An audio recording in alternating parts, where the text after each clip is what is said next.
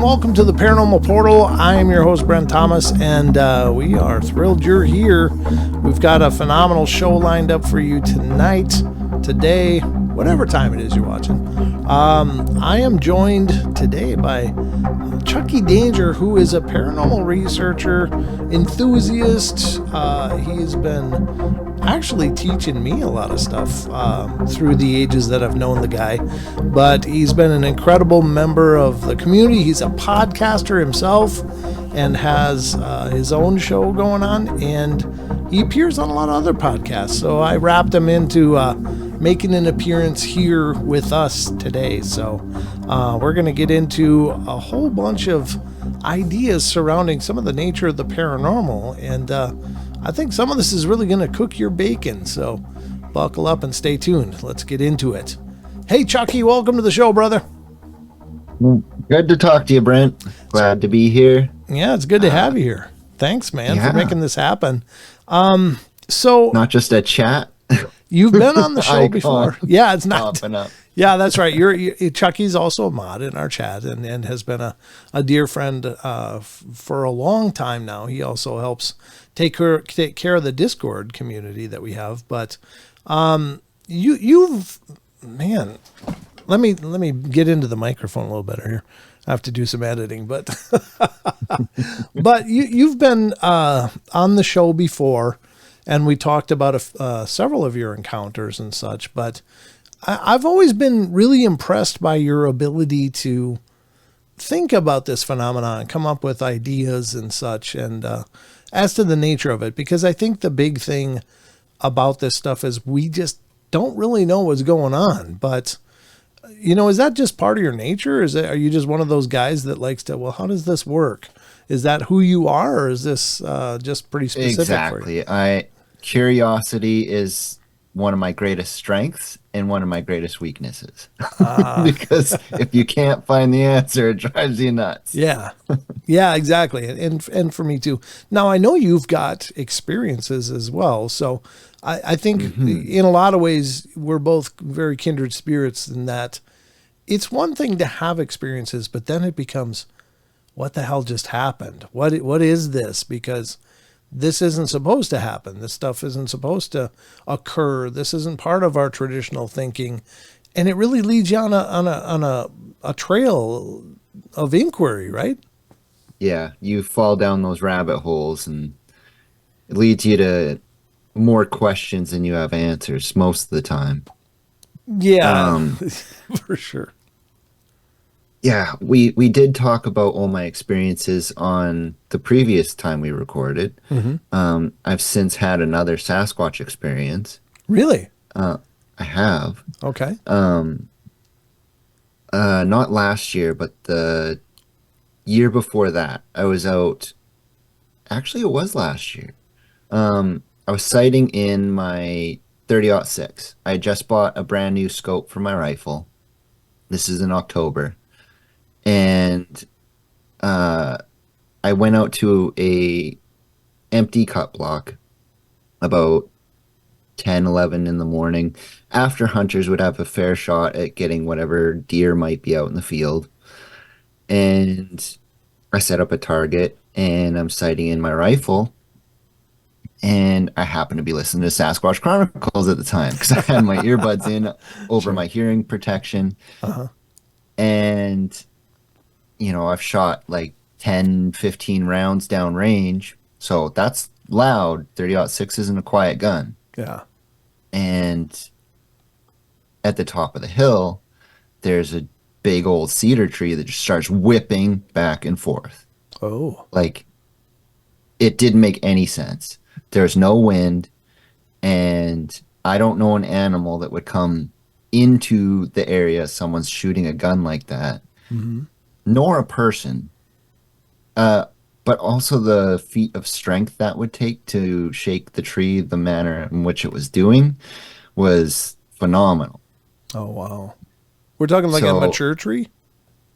This is like an 8 to 9 inch in diameter cedar tree. Oh, wow. Okay. I actually went back the following spring.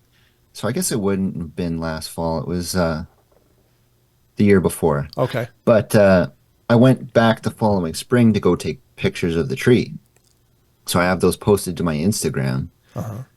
And, I saw how big around that tree was. Mm-hmm. And at the base of the tree, there was a bunch of cedarlings. So even if I did climb to the top of the hill, I still wouldn't have seen what was at the base of that tree because it was so brushed in. Oh, okay. But as I'm investigating around this tree, I go a little bit north from where this tree was, and there's a rotten cedar stump that has been turned into a moose bed because the deer kind of like that feel underneath their feet. Mm-hmm. And in this moose bed, I noticed there's a humanoid footprint. Oh. But since the substrate is so terrible, Right. it was really hard to see. But I tried to take good photos of it, but they didn't turn out so great. Sure. Yeah. But it was about a 14-inch long track. Oh, okay. And right where I saw that tree whipping back and forth. So it very well could have even been the same individual doing that. Mm-hmm. And this is the exact same location where I had all my previous encounters before. And you keep going back. I keep going back. Wow. Is that, I mean, you and I, of course, have talked through the years about this, but what is your take on these things in terms of Bigfoot? Are they, I don't know, I guess, are they, because there's two main schools of thought. Look, well, there's three. They're good, they're possibly not good, and then they're both. What's your take on them? I would say it really depends on the situation. I mean, Okay. if Fair it enough. wanted to be really hostile with me in that situation, it could have been. Mm-hmm. I mean, I was wearing hearing protection. It come up behind me and pop my head off like a daisy. Sure. Right. Yeah, that's But true. it didn't. It chose a non-violent approach just to wave a tree that would be in my line of sight. And that was enough. Even though I was holding the gun, I didn't feel comfortable going up to the top of that hill. No. It wasn't worth it. So Right. I think that's a big I got take. the message. What was the message exactly? Get out? Pack up and go home. Yeah, it seems that would be my take for it too. It's just like, obviously that they didn't want you there, at least then. But I got to give you a lot of credit because so many times we hear stories of people that have encounters and it kills things for them. It kills, like, lifelong hunting passions have died in a moment when people have seen these things, whatever they are, these beings. And yet you're like, let's go back up there, see if I can find something else. Do you expect that potential every time you're in that area, or did you before this second experience? I've always kind of had it at the back of my mind, but Sure. I'm constantly looking for footprints. Okay. And it's the best way to know what's in the area. Sure. Checking out mud puddles. I mean, especially being a hunter, I'm always looking for deer track and moose tracks and, whatever else might be around. And so I'm always looking for the little signs, just being a hunter. So you can go out beside the cut blocks and you can look at the willow trees and you can see the browse levels at which the deer will feed at. Oh. And then you can look above that and you can see where the moose feed, right? It's a different height level because they're much different sizes. Yeah. And then I started noticing above the moose browse, there's more branches that have been stripped off, but not like they've been chewed on, like they've been stripped with a hand. Oh.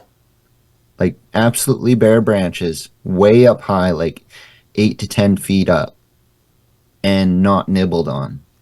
Oh. So I definitely got the feeling that was feeding sign from them. Sure. And the willow actually works kind of like a natural Tylenol from what I've been told. Right. Yeah. So it would help with headaches and such. Yeah. Willow bark, I think, is the precursor to aspirin, is what it is. Yep. Yeah. That's fascinating. Huh. And so I really started thinking about gifting sites and such too. Mm-hmm. And then in my pursuit of trying to figure out what these things are, we get all these stories about the glowing red eyes or the eye shine, right? Mm-hmm. And there's not a heck of a lot of mammals in the world that will have that red eye shine. Right. It doesn't really fit scientific boxes. Tree kangaroos will actually have the red eye shine. Oh, so okay. that's a mammal that will actually have that illumination when you put the light on it. Okay. But eye shine is mostly used for nocturnal eyesight. Mm. So I started thinking, well, what light spectrum are they picking up that they might be using to see that well during the night? Okay. And it led me into this huge snowballing study that I'm involved with in my personal life that I think Sasquatch sees in the ultraviolet spectrum.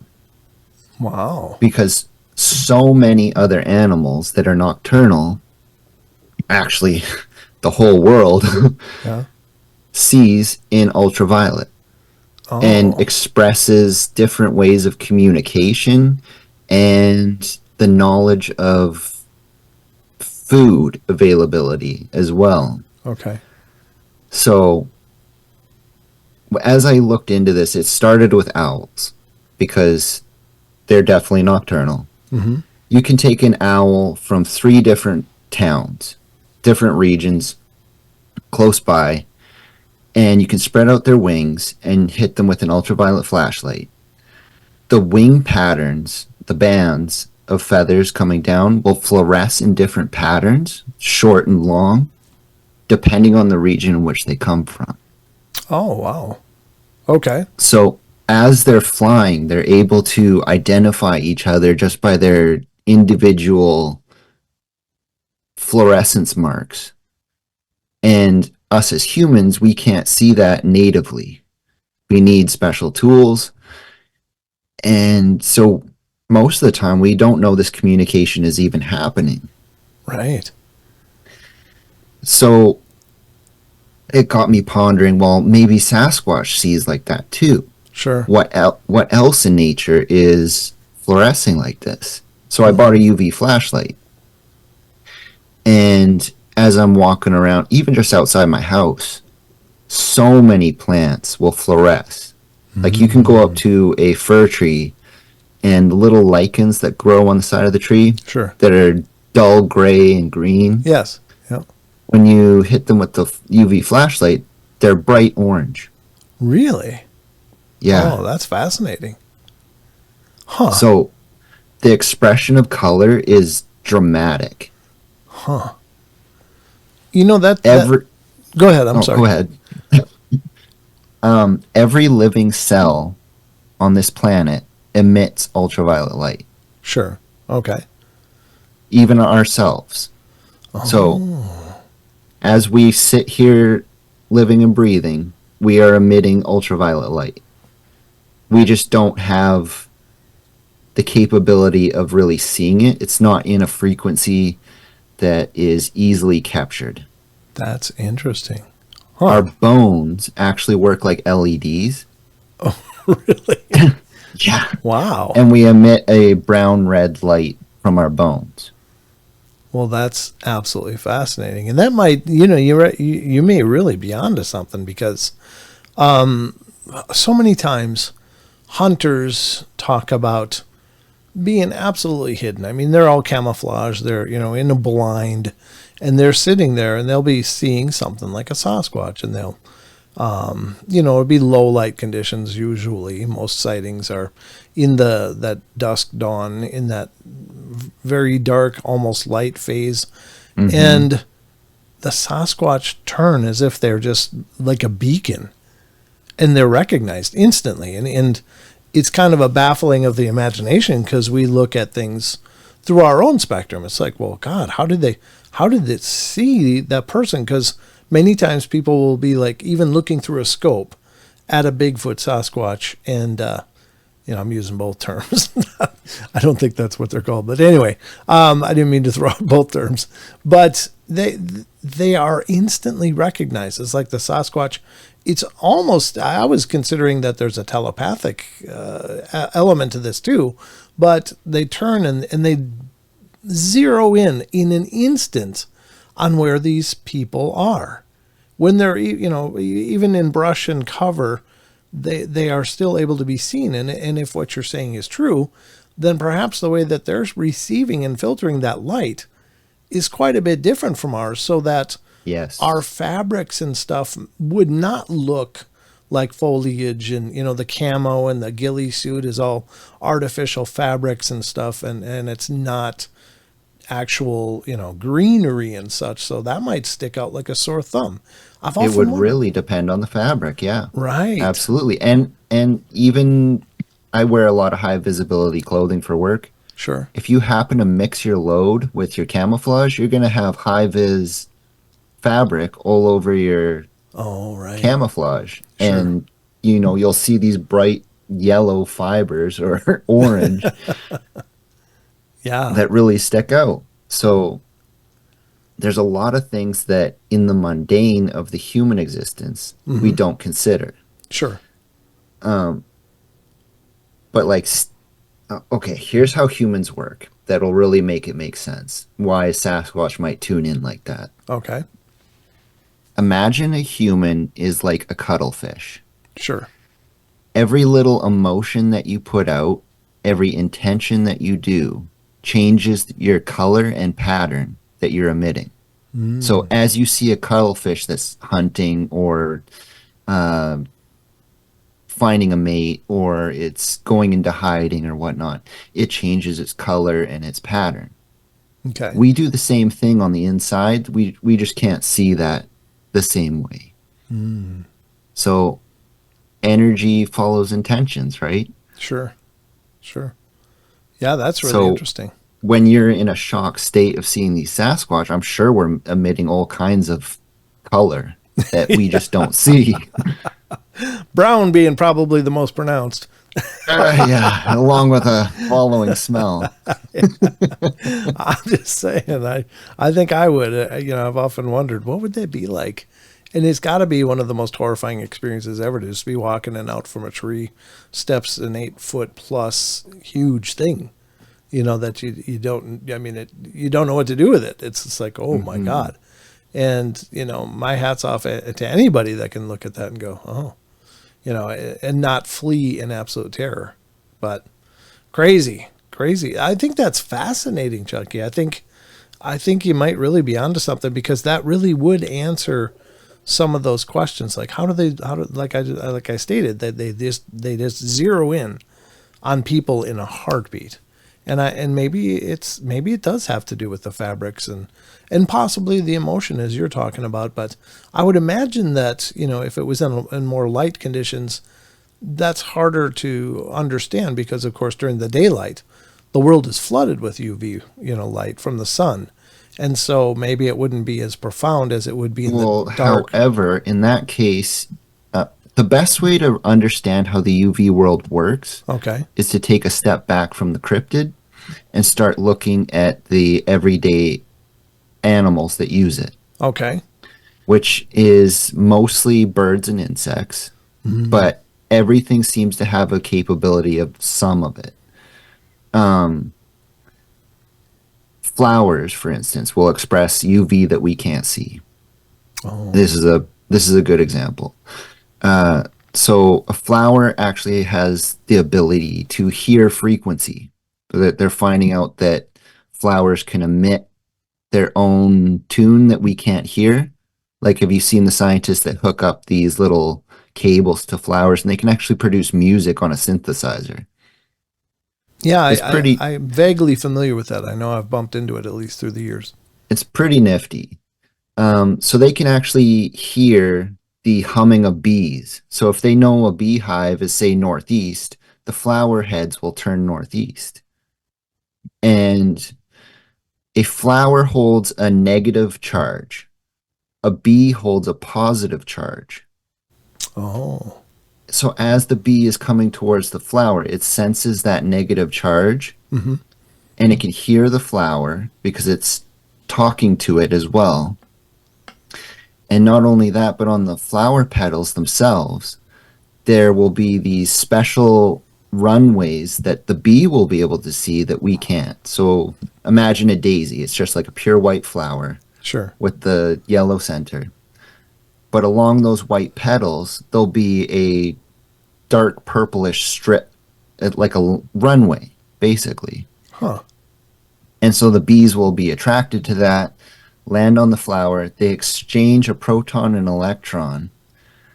So the bee actually magnetizes the pollen to its back legs, gets its drink of nectar, and leaves for the next flower. However, it's then gave the flower a positive charge. So when the next bee comes by, it knows not to pollinate that flower specifically because it's not holding the negative charge anymore. Wow. Doesn't that just fry your bacon? I mean, literally, just to think about the intricacies that are involved in something as simple as a pollinating exchange, that symbiosis, but there's so many levels to it that we just didn't know. Many. Yeah. Wow. And here, Doug Hychek did a study with Ultraviolet. Okay. He was studying grizzly bears and caribou up in the north. Mm-hmm. And what he found was they can see in the ultraviolet as well. Oh. And how they use it is to actually see the protein and sugar content in plants. Huh. So a nutritious plant will actually fluoresce red. So when you see a bear munching in a meadow and it wanders off 20 yards from where it was just sitting and goes to eat the next plants over there instead of just eating the plant right beside the one that was just eating, it's because it can see the most bang for its buck value in the food, and it's not wasting its time digesting unnutritious food. Wow. See, I told you that you're teaching me stuff all the time. I had never heard any of this, but I didn't know Doug was doing that. Doug is an incredible guy, and he's done huge things for the cryptid community. Just a fascinating guy. His UV application to Sasquatch is mostly involved with handprints. Mm-hmm. So he's looking for the hand oils as he tries to bait like a volleyball out in a field and have the Sasquatch play with it. Mm-hmm. And while they touch that, they leave the hand oil, which is called sebum. Mm-hmm. And just like any good forensics, you can see those handprints. Sure. And then you can collect that for DNA. Oh, fascinating. Yeah. So it's pretty nifty. Like if you take a UV flashlight to your house, it's going to look like a crime scene. Handprints everywhere. I know. I know I washed that window.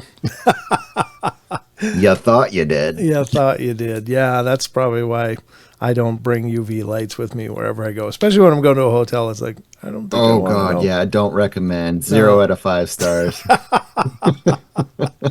That's fascinating. Sometimes ignorance is bliss. Yeah, exactly. Especially when you're already paying $150 a night for a room, and I don't want to know where I'm sleeping. Just wake me in the morning. That's fascinating. Really fascinating.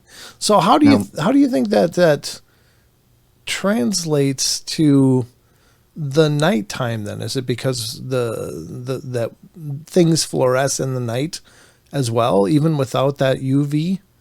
I think it's a light frequency that is still emitted during nighttime. Okay. Like maybe it comes off the ambient starlight or the moon, whatever. But it seems to be a light frequency that is definitely being utilized by old and nocturnal creatures. And with Sasquatch mostly being described as a nocturnal being, that seemed to make sense. Mm-hmm. By hobby, I also collect a lot of rocks. And I learned about a really fun one called the Uperlite. And the Uperlite, when you emit UV light onto it, will fluoresce like a burning ember of a coal plucked right out of a fire. That are like bright orange. Right. I think you posted that in our Discord, didn't you? Yeah. A long time ago. Yeah. I wear one around my neck all the time. That's fascinating. But it got me thinking about all these gift sites that Sasquatch do. People will leave out food or marbles or whatever, and they're often gifted rocks in return. Oh. Now, my theory is I think these rocks hold significance to the Sasquatch. Okay. I don't think they're just a mundane, everyday rock. Sure. They may look like it, but if you emit UV light onto it, I'm sure those ones will fluoresce. Oh, that's fascinating. Wow. So they're either going to look red or orange or green. There's a lot of different fluorescent colors out of rocks that you can get. Sure. And then when you hear the stories of them throwing rocks at people, they're always little tiny pebbles. Right. Imagine if those glowed. Right. So you're throwing a rock, it would look like a tracer bullet. That's Now true. that takes it from, hey, get out of here, to a, hey, this is kind of fun. Let's see if we can trick these humans. Right. Oh, that's fascinating. Right? Yeah, because I've always considered it an intimidation thing, but I've also heard stories that apparently came from First Nations where children would throw rocks sometimes, and the rocks would come back, and they would throw them again, and they would have this kind of game with some unseen being in the bushes, but and maybe they're able to ascertain or learn something about the people that interact with them, through examining the stone after the person's thrown it. I don't know. I mean, I imagine that, as far as their natural senses are concerned, like consider we have dogs that can smell, parts per million of blood, of drugs, they can, their noses are so acute and so refined. And they, what does a dog do when it meets another dog? It smells its butt. I mean, it's like there's so much going on with animals and scent. So there's talk of dogs being able to smell disease, like cancer, and being able to tell when people are going to have seizures long before they. I think some of that might even play into the ultraviolet. Oh. So when a dog, like a service dog, for instance, like say you're about to have a stroke. Mm-hmm. Think of an octopus that is feeling pain.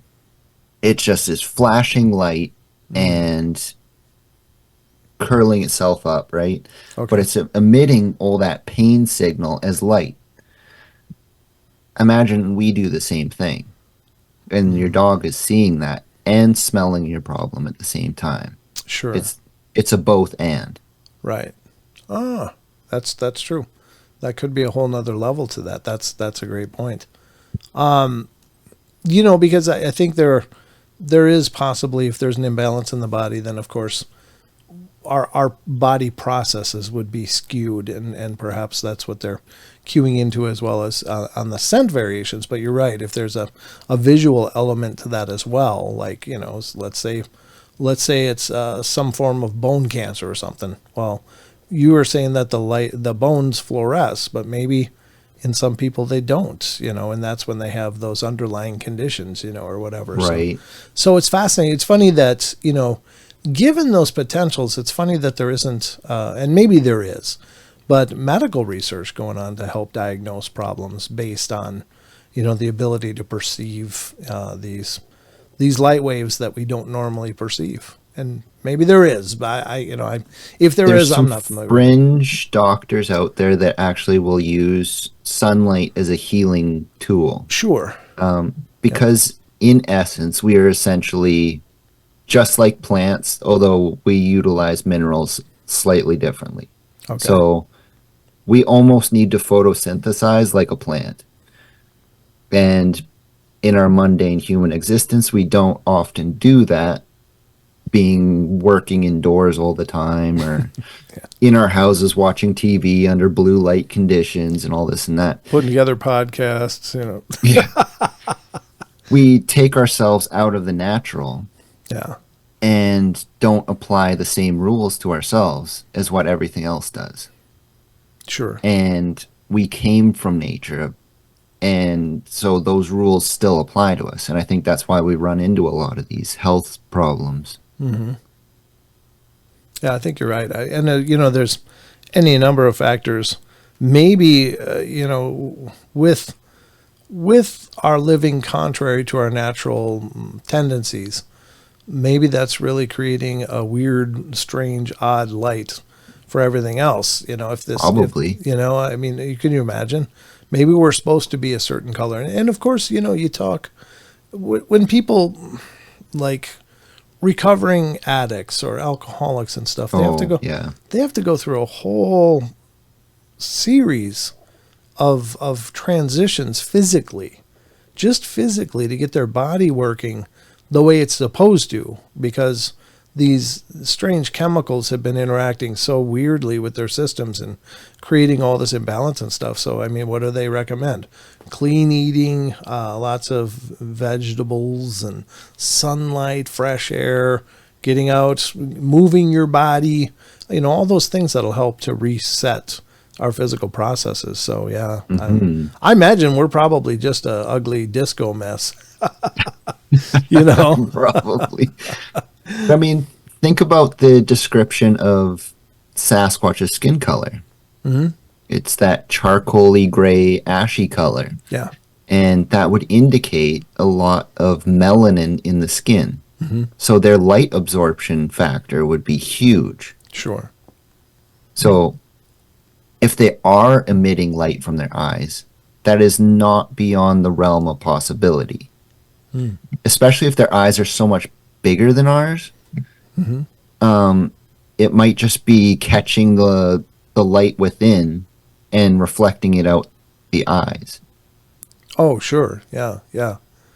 I've often but wondered if it is just eye shine itself, it could just be like a mirror catching the UV light that it's gathering around the surrounding environment, and that is what is actually shining, is the UV. Yeah. Well, the other interesting thing is that, you know, with eye shine, since we're talking about that, and I can't pretend to know. I mean, biofluorescence and stuff is not something I claim to know much about, and bioluminescence outside of the insect world. It's a complicated subject. Oh, I can only imagine. But it is interesting to me that I've spoken to several witnesses. One gentleman, his name was Kevin Keeney. He was from actually the Mogollon Ridge, where he investigates in Arizona. And he talked about how when he goes out doing his investigations, he will sit in absolute darkness. And he's had them come up and no light, no light anywhere. It's like pitch black. But he'll see the eyes, the red eyes. And he talks about them being red. Now, conversely, I've heard several witnesses that have witnessed eye shine from what they believe to be Sasquatch or what they observe to be Sasquatch. I don't know, you know, specifically which in each case, but sometimes it's a golden color, and you know, that's like a golden or yellowish. So I'm wondering, is that potentially some distinct quality to possibly different types of this same branch of hominid or hominoid, whatever, you know, they are, or is there something being indicated in that eye color that is important? Now, legendarily, the red eye shine is supposed to be a real bad sign. Like, Don't mess with those. If you see the golden ones, those are good, but the red ones, stay away from. They are, you know, very aggressive. So it makes you wonder if that fluorescence is kind of, as you indicated with the cuttlefish, it's like, you know, is it indicative of emotion? Right. Is it being channeled somehow through their physiology and indicating with the eye shine? I mean, they might even be doing it unknowingly. I mean, Sure. It might just be second nature to them. Right. It might be just the same as like knitting your brow when you're pissed, you know? Like, you don't really think about doing it, but everybody does it. It's like, you know, and that look in your eyes. Well, you know, maybe, yeah, that's a good point. Huh. I mean, even outside of Sasquatch, you get the same stories with Dogman, and even stories about orbs in the forest. Sure. One of the main attributes of orb stories is that these glowing balls of light don't emit a shine onto the surrounding area very much. Right.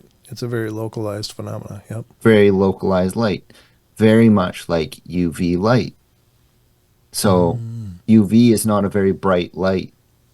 So these balls could even be made out of UV, and they would not illuminate the surrounding area very much. What do you think of the plasma idea, though? I don't know if it was some form of plasma. And maybe the plasma is some sort of emitter of UV. I don't know. I'm just Maybe throwing ideas out there. I don't know. It's quite possible, but I mean, plasma would most likely show up in a stormy environment, correct?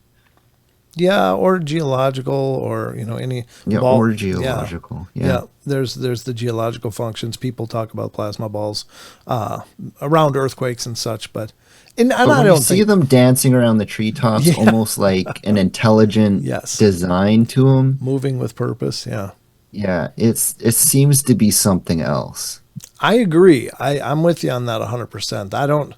I don't buy into, it's all just, these anomalous plasma balls, kind of like ball lighting. It's probably a real phenomenon. I'm not doubting that, but I just think every time, yeah.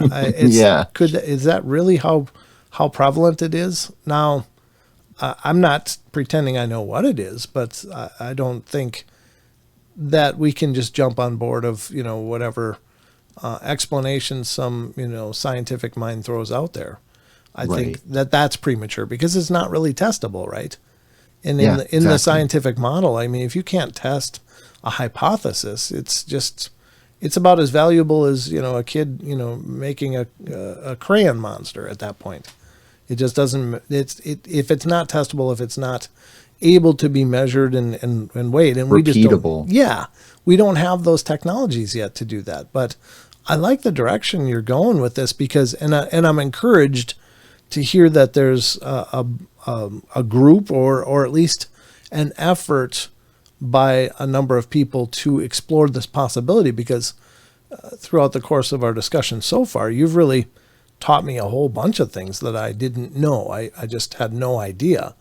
But I think it's a fascinating idea because, as you mentioned, it's already being demonstrated in nature all of the time and is observable and testable in the in the interaction with the bees and the flowers and God only knows what else. A very good resource to try to get a visual representation of how this works is David Attenborough's series called Life in Color. Oh, okay. And he kind of delves into how animals see in different spectrums. It's not always just UV either. Like, we got snakes that can see in infrared. We have crabs that see in polarized light. So you see almost like a photo negative of the world.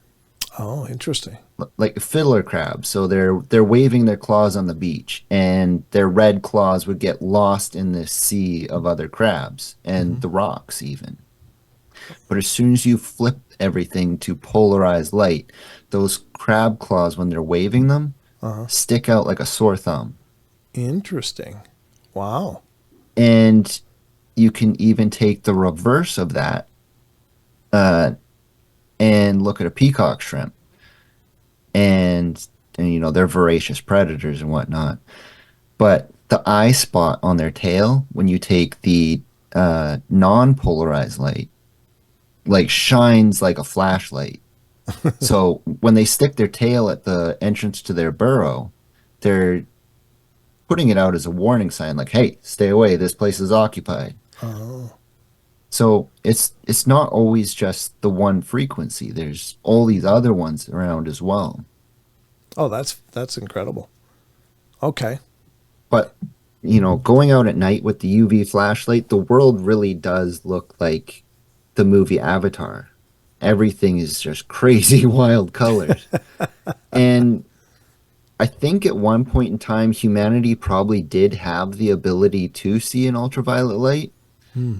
Because when you take a step back and you look at hippie culture when they're doing like hallucinogenic mushrooms and whatnot. Sure. And you see all those posters in the smoke shops. The black light ones, yeah.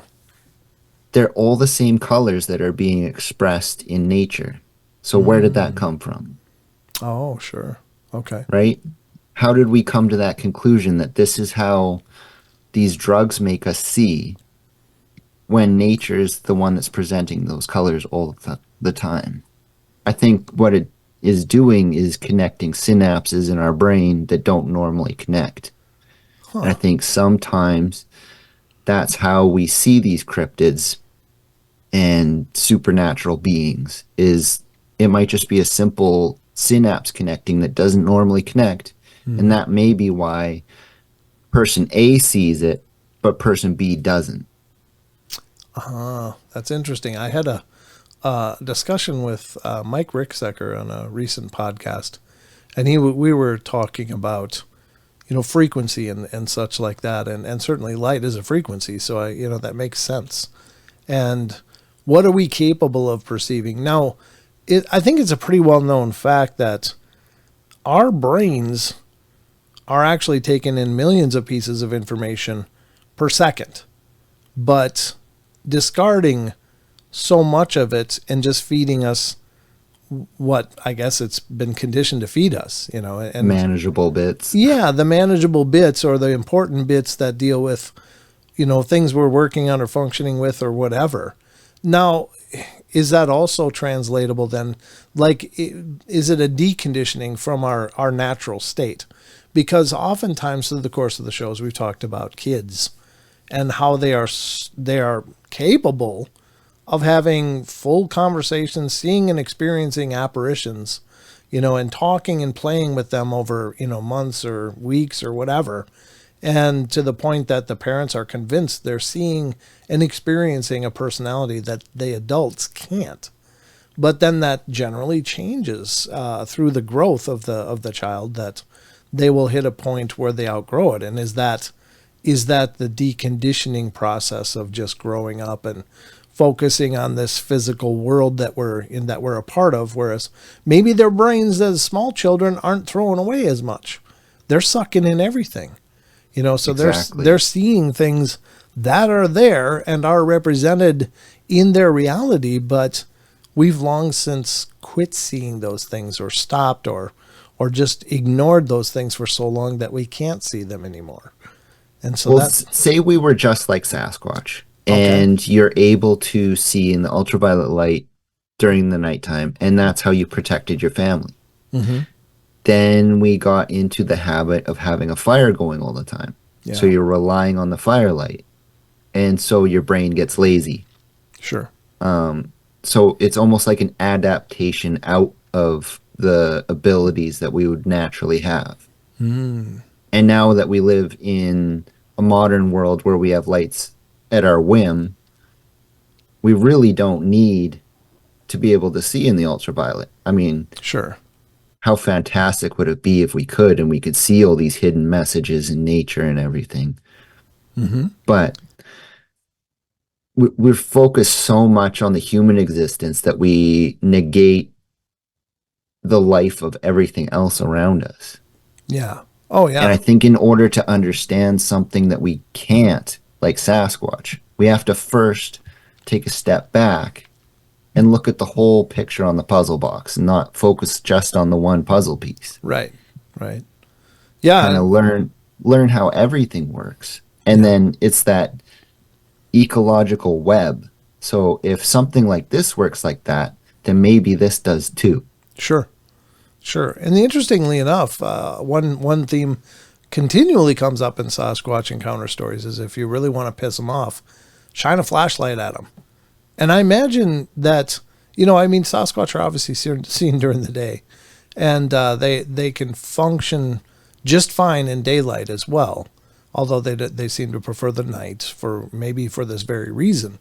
But maybe flooding with that flashlight kind of knocks them out of that ability to perceive it for a while. Like, we often talk about our night vision, but maybe their night vision is, that's how they survive. And if they get a bright light in their eyes, it might be, 10 minutes before they're able to go back to, perceiving that correctly or whatever. So maybe it hurts too when their eyes are adjusted to that darkness. Maybe that's especially painful. if their eyes are like 4 times the size of ours. Yeah, and so much That's more letting sensitive. in a lot of light. Yeah, and so much more sensitive to light. I mean, I've had spotlight shine in my eyes in the dark, and it hurts. I mean, or like when somebody takes a picture of you, and that flash, and all you see is that blue dot for about 20 minutes. It's like, God, exactly. How are you supposed to hunt the deer then? Yeah, exactly. I'm gonna be hungry. So it's very fascinating stuff. I tell you what, brother, this has been an incredible journey, and you've brought a lot to the table. Obviously, you're going to have to come back because there's so much more to uncover with this. But thanks for making this happen today, man. This is great. Absolutely. I mean, it's always fun talking about this stuff. It's a real passion of mine. And I think the more awareness that we can bring to this, the more it helps everyone do their research. Amen, brother. And the whole idea is just share information. And to all of you out there listening, if this sounds like something that you can get behind, great. If not, just let it go. But I think this idea exchange is important for all of us to move the needles forward. So I appreciate you moving my needle forward, Chucky. No problem. All right, brother. Thanks for coming on. No problem, Brent. Glad to be here.